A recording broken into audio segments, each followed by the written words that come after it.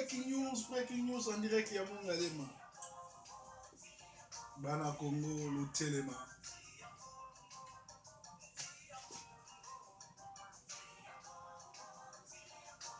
Bana Congo, le Telema. Bana Bakongo, le Telema. Breaking news en direct ya Mongalema Basangwa Congo, ils ont domaine ya Proverbe 30.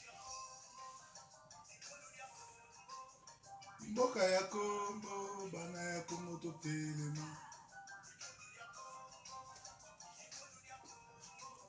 Du Bundu da Congo, le Fotomoka. Bien aimé, bonsoir. Tous allez bon nakati ya breaking news Basangwa Congo. Et Panabino, les allez bongo masolo ya Proverbe 30, le pasteur de la diaspora, pasteur combattant Nandenge agité. Combat ezana batu, bazo baby sa image nango, bazo sali nango, combattant nyoso na diaspora et comme devoir na biso. Premier devoir, to sila nana kanambe, na ba génocidaire na ye, na ba égorgeur na ye. Deuxième devoir, to sila nana batinos bazo ternir image ya combat. Combat est comme neti ya batu ba ratavi, to ba voyou, ou batu ba tangate. Or biso ba combattant, tout ça respectable pour mosala, tout ça là, ils allaient noble ko bunde la mboka. Alors bokende na porte de Namir, bokende na Bruxelles, botala bato ba ome la bangi, bato baza na kwiti. Est-ce que bango na baza ba combattant? Bomoni lelo ba voyou, ba mibeli bangi, ba tegi bangi, ba koti po ba bebisa image ya combat. Bango wana tende ba ko libérer mboka. En tout cas photo kanisa bango monoko to sila na bango. Na niveau ya Kinshasa, félicitations na bana Ista, ba ningisa ki lelo pe bazo continuer ko ningisa.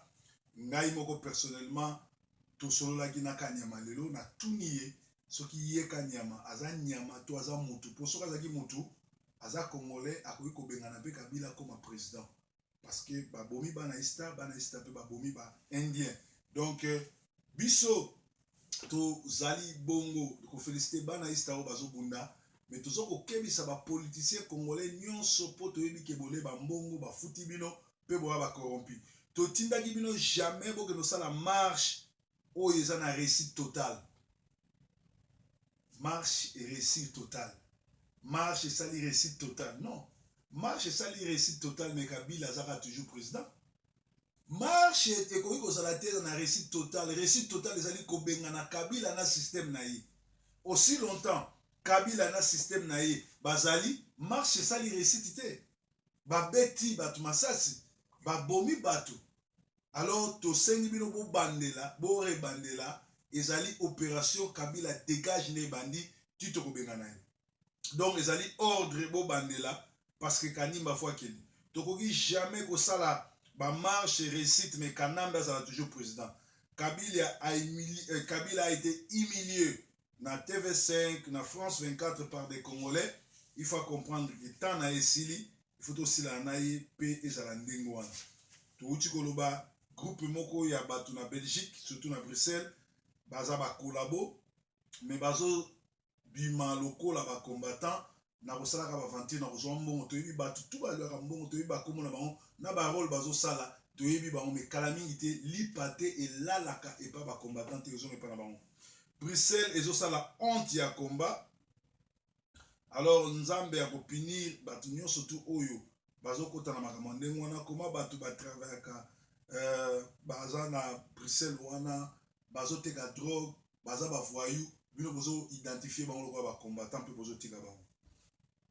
Nzambe ya kopinir ba Rwandais oyo bakendeki ko meka kosala buzoba na Congo.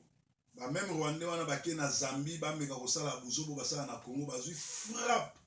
Ba meka ki na Kenya bazui frappe, ba meka ki na Zambie bazui frappe. Siko base na bango mingi eza na Brazzaville, bani ba banda o basala na Kinshasa na Brazzaville do bata Brazzaville bo fungola miso. Comment batu ba travailler na Kabila 15 ans. Ba boma na ye.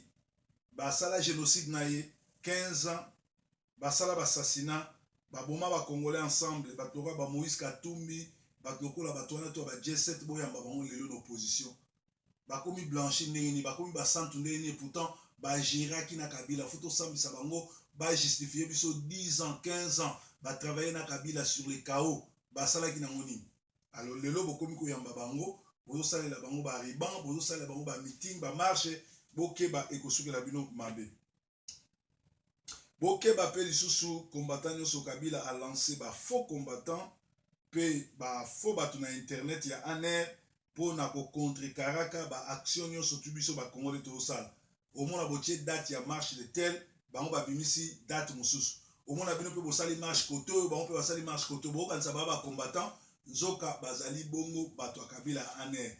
Kende marche kaka oyo combattant organiser to société civile a poto organiser. Katumbi Moïse azali combattant te aza congolais te azali ami ya Kabila congolais mon côté à s'asarder ko kota na aventure na ye na théâtre ne bazo sala bomoni ba Diobi Ndongala ba vrai prisonnier ba Christopher baza ko coupir na prison makala ye ba pesi avion a kende pe bazo ko sa batu kazalaki na poison tomoni mutu azwaki poison papa en plein concert akwe akufi pour bachelaki poison parce que abandaki kolabo asuki combattant lo baliaka esika moko baliaka mesa moko na ndoki te ndoki soko le oyebi ko respecter position te akosila na yo. Donc pe na âme ya papa na biso Wemba oyo akufi lokola héros na comprendre que batete la bazavement na makila ya héros Lumumba yango bawelelaka kombo ya Emery Lumumba. Papa Wemba pe akomi Papa Wemba Emery Lumumba oyo akufi lokola héros national. Alors ambassadeur il y a Germany na RDC, il y a Allemagne na RDC, alors constitution, la constitution prévoit les mandats du président de la République à 5 ans multipliés par 2 et non à 10 ans plus. Donc même accord diplomatique na Congo, yebisko ke Kabila fois kende parce que azali un génocidaire alinga te ba kosambisa ye soki peuple congolais asila ina été laé et koraté été aye ba pe kuna Jean-Pierre Mbemba 25 à 50 mokonzi bon azwa kuna na couloir tozali kokamwa mingi. Est-ce que batu oyo bazali na bakwiti na port de nami drogue kwiti bango nde ba combattant bango nde ba libérer mboka. Alors bozongisa lokumbwa ki combattant parce que tomoni même ba drogué tomoni même batu oyo babunga nzela bakoti na kati ya combat kokendo yibaka bambongo kozwaka bambongo na kombo ba combattant ezosala soni mingi. Kabila, un illettré rwandais qui a pris les institutions en otage avec des mercenaires. Ce monsieur se permet de payer $650 000 d'honoraires pour un discours à Bill Clinton. Une somme équivalente au revenu annuel de 2813 Congolais. Le Fonds monétaire international classe en effet la RDC l'une des pays les plus pauvres de la planète et dernier pays en matière de revenus par habitant. Mais Tala Kabila Zouzoua, $650 000